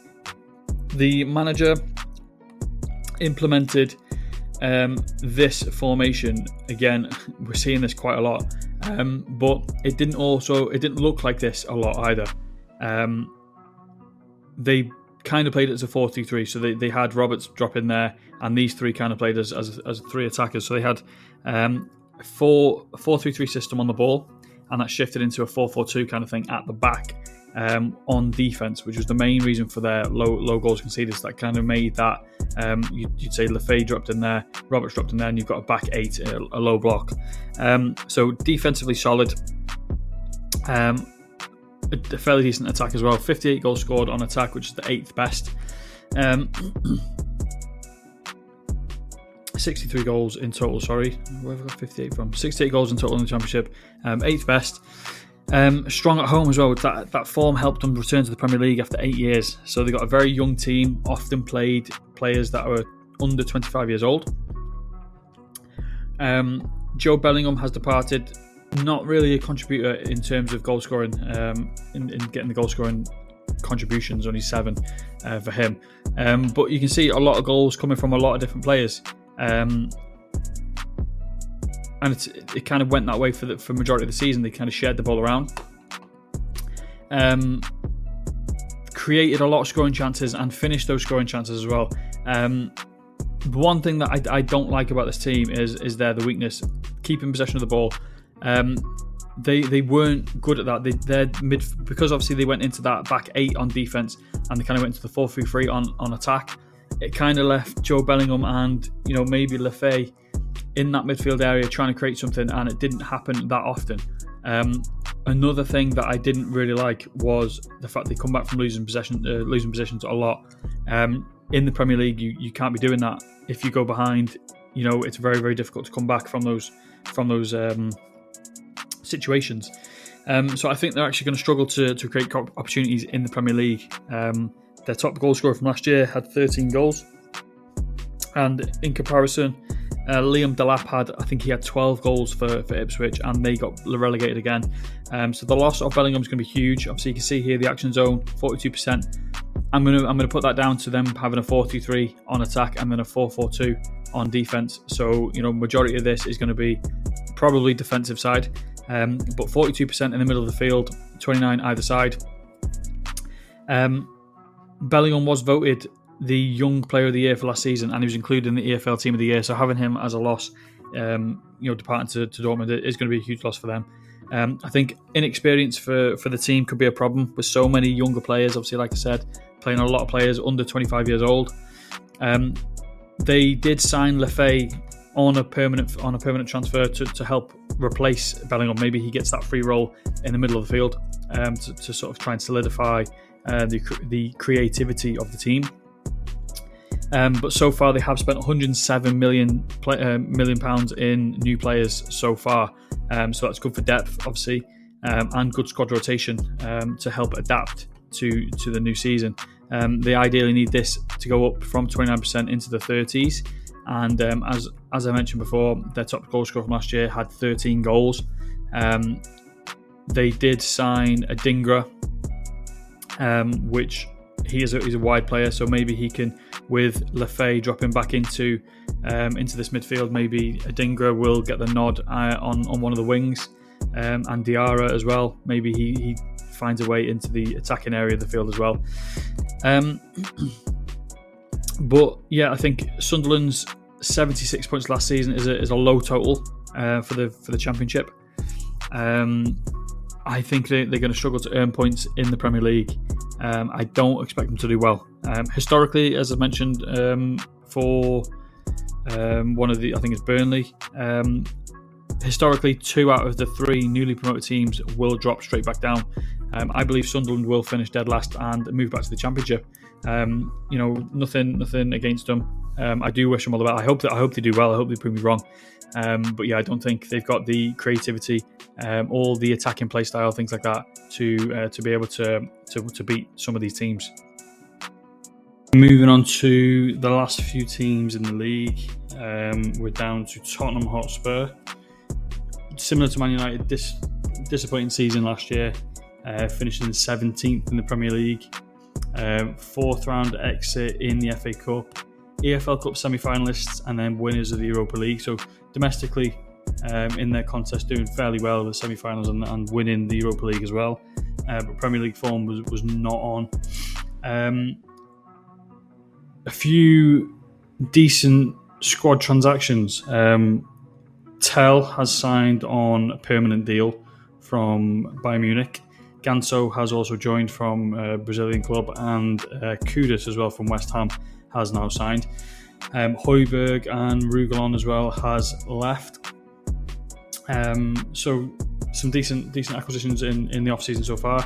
But in terms of their Premier League campaign last year, worst ever league finish. Ended up putting all focus onto the Europa League towards the end. Obviously, winning that means they can get into European football. They actually went 12 games in the league without a clean sheet as well. On the season, 11 wins, 5 draws, 22 losses, which is drastic. They did manage to score 64 goals. 64 goals in the league, which is 8th most, so fairly well on offense. But they conceded the 15th most goals to opposing teams. And that's obviously the main reason for their poor league position. They struggled with team consistency as well. A lot of injuries over the course of the season, as you can see. Son, James Maddison not playing a full season. Solanke missing time as well. Romero missing time. Brennan Johnson missing time. A lot of players in their roster missing some time over the period of the season. Pedro Porro was their highest minutes collector, if you like. He played the most minutes for them within the Premier League. But Brennan Johnson turned out to be their talisman last season. 11 goals, 3 assists in the Premier League, but finished with 18 goals and 7 assists in all competitions. And obviously his winner in Bilbao earned Player of the Season as well, as they were crowned Europa League champions. But Ange, he implemented an attack-first mentality and obviously led to a decent amount of goals. You can see here, 11 for Johnson, 9 for Solanke, 9 for Maddison, 7 for Kulusevski, 7 for Son. So these sort of 5 players here had a vast amount of the goal contributions for the team. But obviously that also left them very, very vulnerable at the back. So as I said, you got these front 3 here with Maddison and Kulusevski as well, making that an attacking 5, left them very short at the back. So yeah, again, it left them pretty slim and conceded the 5th most goals to as well. They have now, however, moved on from their manager. And as you can see here, the weakness was a lot of defensive areas. So defending against skillful players, protecting the lead, stopping opponents from creating chances, fouls, errors, dual set pieces, counter attacks, long shots, everything sort of on the defensive side was a weakness last year. And obviously the strengths being more attacking attributes for the team. But we have Thomas Frank at the helm now, and he sort of implemented a balance kind of structure across the team for Brentford last year, and that's a main reason why Brentford were in the top half of the season, top half of the league last year. So if he implements that for Spurs, that'll be a good thing. So for his philosophy, he's looking at Morgan Gibbs-White. Obviously, for that sort of attacking midfielder role, he would fit into that role for him. Obviously, adding Kudus as well adds, and Antal as well, adds the creativity side and the delivery for Solanke as well. Obviously, added a few players for depth and trying to solidify the defence that was a little bit leaky last year. But as you can see, the 2 wing plays again were quite strong with Brennan Johnson and Tell or Kulusevski, whoever played on one side. You now add in Kudus. This could go up based on whichever side he plays. And then again, with those attacking 5, it kind of made that very difficult to play out of in the middle third into the opposition third, with all 3 zones being fairly even in the 30s. So, with the creativity of Kudus, hopefully he can get that opposition third into the higher side of the percentages. But I do think this is an improved team, and obviously similar to Man United last year, I don't think them finishing in 17th is going to be a regular occurrence. I think it was anomalous. You have to think about their additions that they've brought in, the new play styles from a new manager. Obviously that was very successful for Brentford last year. I think a target to return into consistent European qualification is going to be their goal, and I think it looks manageable. So under Thomas Frank, I'm going to expect them to be in and around the European places, and I expect them to finish in 7th place this year.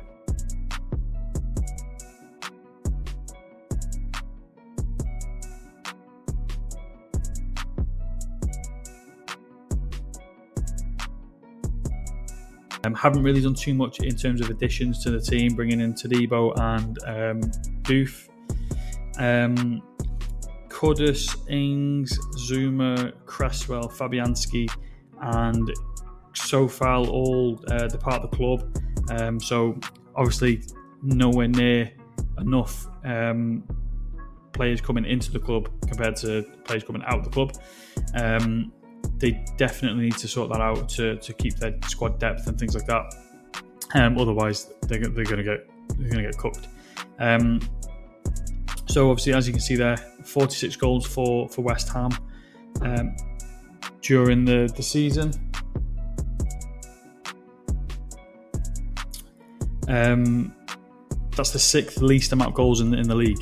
Conceded the 5th most goals as well. So defensively and offensively, very poor. West Ham had 2 managers last year.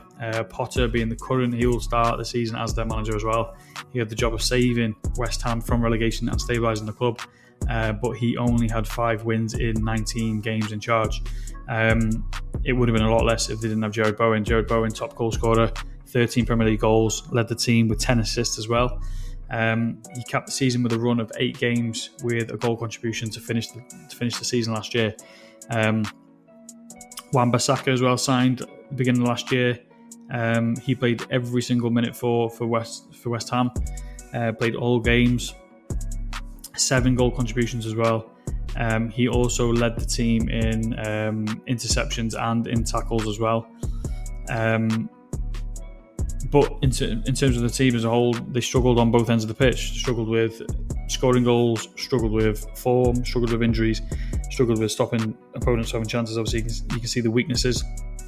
A lot of those are defending, set pieces, counter-attacks, through balls, long shots, fouls, creating chances, finishing their own chances. So a lot of that's the reason why they didn't do too well last year. Add into that, they had no out-and-out striker. Obviously, Antonio didn't play due to his injury from the car crash. So Jared Bowen was forced to move up into the forward position, which left them blank on one side, really, with Kudus on one side, and then Somerville playing on the other side. But in terms of the team as a whole, a complete overhaul heading into this season. They moved on from a lot of aging players, but they haven't yet replaced those players with new additions, and that could obviously cause a little bit of fatigue. They have been linked with numerous players, but nothing solid happened so far. Need to get those signings relatively fast to create the squad depth and the rotation for next season. Main position they need to get used to is obviously that striker position. Using Jared Bowen in the striker area last year worked out fairly well, but it's not sustainable for through the new season. They need him on the wing. As you can see, 40% of their play coming through the right hand side, which is Jared Bowen's side. Even when he was playing as the striker, he was drifting over to this right hand side position. And that's mainly why their opposition third percentage in terms of their possession is only at 26%. This needs to be way up into the 35 plus if possible. So getting an out-and-out striker will increase that rather than have their own third having a lot of the ball. They have signed Diouf to try and solidify their centre-back position. But again, it remains to be seen how he will perform in a new league. But I believe, with the losses that the squad have, they've lost a lot of their defensive players. Obviously, Zuma, Sofal, Cresswell as well, all leaving. And the fact they haven't managed to add any new reinforcements, I believe they're going to be unprepared for the season. They haven't improved their team into a top half fighting team, and with that I don't think they get back into the top half of the league this year. But instead I actually think they find themselves in a relegation battle, but they will finish clear, and I believe they finish in 16th place. So the final team of this breakdown and of the league that I haven't yet talked about is Wolverhampton Wanderers. Poor season for them again last year, 16th in the Premier League, so just managed to stay in the Premier League. 5th round of the FA Cup and 3rd round of the EFL Cup, so early exits in both domestic competitions. In terms of their squad news, they've got a lot of outgoings compared to new acquisitions. So they've re-signed Larson from his loan deal permanently, and they've signed Lopez as well. But a big name in Cunha, gone to Man United. Oit Nuri as well, going to Man City. Sarabia and Semedo also being released from their contracts. The poor form started early on in the league, so no wins in the first 10 league games, and then they earned 9 points from 16 matches to start the season. They were bottom placed at Christmas, so put that into perspective. Bottom place at Christmas, and managing to stay clear. So this season could have been the complete flip side if the season started at Christmas time. Manager was replaced while Wolves were 19th with 4 points from safety. Secured 32 points from the final 18 games, securing safety with 5 rounds left to spare, including a 6-game win streak to end the year. They moved on from the previous manager's sort of tactics, and they moved to a more solidified formation which emphasised stability. within the backline and the midfield. So obviously, as you can see here, they played a 5 at the back. So they had a 5 at the back, 2 solid centre midfielders to make this a solid 7 block here in their defensive area. And then obviously on attack, they moved up into the attacking areas to make this a solid 5 on attack. That ended up with them scoring a club record 54 goals. Contributions coming from sort of all angles. Cunha, Larson, Oitnuri, Andre, Bellegarde, all getting on the action. Obviously, as you can see here, we'll go to offensive. 15 goals, 6 assists from Cunha. Larson, 14 goals, 4 assists. Oitnuri, 4 goals, 7 assists. Bellegarde as well, 2 goals, 7 assists. So coming from sort of all angles for them on offense. But again, they may struggle heading into the new season, especially with the players that they have let go. We're just looking at 2 there. Cunha with 21 and Oitnuri, where's he gone? There, with 11. So that's 32 contributions just from 2 players leaving. So, with that, their season obviously started very, very bad, ended very well. So main reason for their strength being coming back from a losing position. But when you look at the upcoming season, they may struggle without replacements for key players like Cunha and Oitnuri. Obviously, Larson played very, very well from last year, so he could potentially replace Cunha anyway. This new guy that they've got, Lopez, he should bring a lot of energy and creativity from the wide areas. Add in John Arias as well, who's been heavily linked with from Fluminense. He should also bring energy and creativity into that midfield. So if we just actually look back onto their formation, obviously Cunha left a huge void. When you look back at the team and how they line up, Cunha playing here, he plays that sort of free role where he can go left, right, or the middle. With him missing, playing Lopez or John Arias, that could fill the void left by Cunha. So that is a good few acquisitions there for Wolves. But they do need a huge improvement on defence.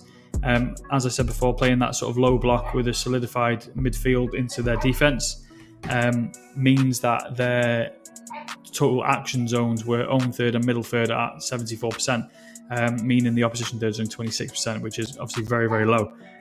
So while they need improvement on defence, which they conceded the 4th most league goals last season, no additions, no improvements, just departures in this area, it's going to be a huge problem. Even in that low block, a stacked sort of back 5 or 7 when defending, they're still going to concede goals in mass numbers unless they fix issues with signings. Obviously, Oitnuri as well has gone from this left-hand side, so their attack side will probably even out to more 35% with the right-hand side. As of right now, I don't believe they make it into the Premier League. I don't believe they make it to stay in the Premier League, I should say. I actually like their attacking signings. I think they've done very well in John Arias, if he comes, re-signing Larson and Lopez as well. But I don't think they can outscore every team to make it worthwhile. They've got huge issues on defence, and I believe they're going to be in a heavy relegation battle all season before just saving themselves with a 17th place. Every single team broken down. I've deep dived into every team, their strategies from last year, strategies for the new season, new signings, departures, some stats on goals, stats on defences, usage areas, everything you can possibly need for predicting the Premier League. I've given my predictions on where I think their placements will be. Obviously, you can go back to this anytime during the season or prior to the season, after the season. It is going to be heavily time-stamped, so if you check the description, it will say the team name. You click the team name and it'll take you straight to that certain breakdown. If you need to obviously listen back to a certain few points that I made or things like that. But yeah, this was a very, very long episode, so I appreciate everyone for listening all the way through. But again, click back on through the timestamps if you need to listen to any team in particular. Over the next coming weeks, I'm going to be dropping my fantasy football episodes where I break down the best players and things like that for your fantasy season, which starts in a few weeks. So you need to follow me on Twitter to keep updated with that. I'll be participating in the fan team fantasy season got long game, which has a £175,000 prize pool, 5 max entries. So I am going to be doing a giveaway for this soon as well. So keep an eye for the giveaway. I'll be giving away 5 entries to 5 different people. And yeah, as I said, fantasy selections will be next week's episode. So I'll be doing a full solid episode on every sort of area within fantasy football, giving my strategies and things like that to everyone. In the meantime, you can check my retweets and things, and Ballystock Sports, he dropped a great thread on his favourite strategies and things like that and how he likes to play. As you can see there, he previously came 1st, 2nd and 13th on Fan Team. So, you need to take a listen or take a read of his tips and strategies there. And then also, if you scroll down a little bit more, Caesar as well posted his same thing again. He's been successful in fantasy. He did his favourite strategies and things like that as well. So go and give those a read and try and implement them into your teams. And obviously take a listen for next week's episode, where I will be breaking down my fantasy selections, my favourite players, who I'm going to be captaining, all my favourite strategies and everything like that, everything for the fan team fantasy game. So that's me signed out for this episode. Appreciate everyone for listening. Drop me a follow, like, subscribe, share, everything. Try and get this as far out as possible. The more people that listen to this, and the more people I can help win money during the season in fantasy or betting or predictions or anything like that. So I appreciate you all for listening, and I'll be back next week for the fantasy football episode. Catch you later.